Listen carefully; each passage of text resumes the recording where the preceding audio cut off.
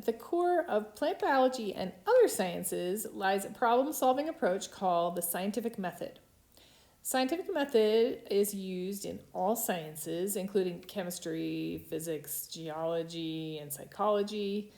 Scientists in these fields ask different questions and perform different tests. However, they use the same core approach to find answers that are logical and supported by evidence.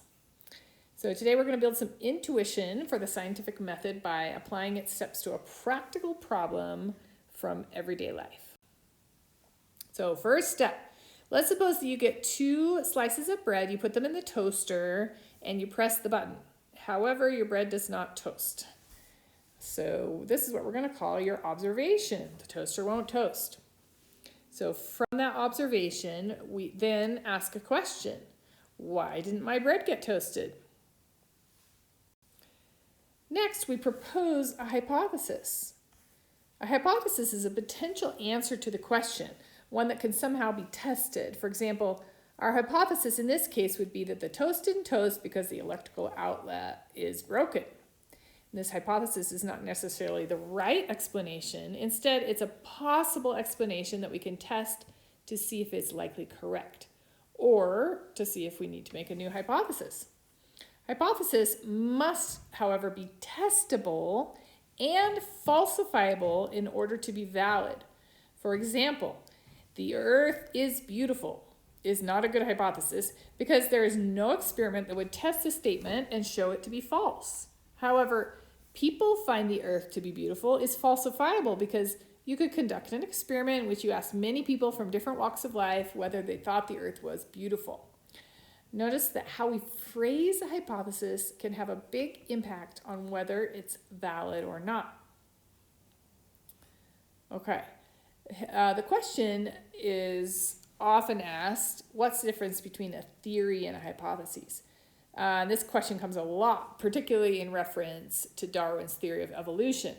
A theory is different from a hypothesis, although they're certainly related. A hypothesis is a potential answer to a relatively small, specific question. A theory, on the other hand, addresses a broader question and is supported by a large amount of data from multiple sources. We're going to talk more about this in class.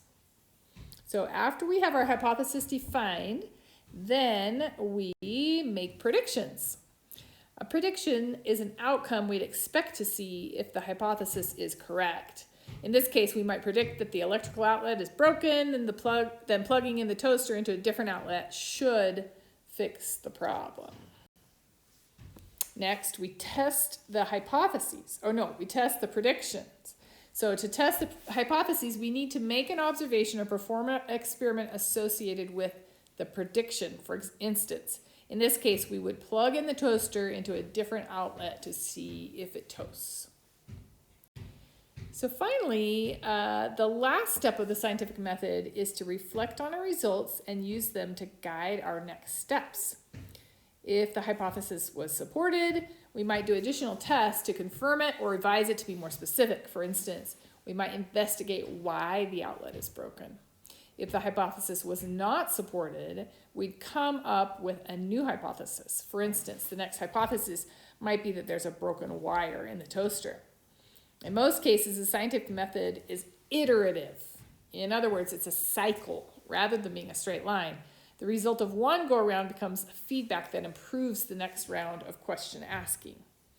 In reality, the process is not necessarily linear. As I've shown here, it's more circular. Scientists run into new complications, new information, and further questions.